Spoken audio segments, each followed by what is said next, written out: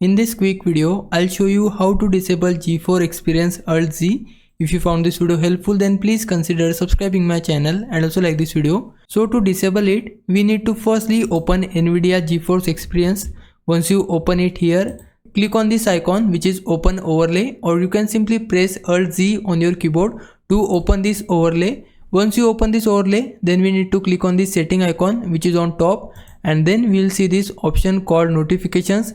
We need to click on it, and then from here we need to disable open close in-game overlay. So we just need to disable this notification, and then you will not see in-game overlay notifications. If you want to disable all of your notifications, then tap just here, and then all of your notifications will be disabled.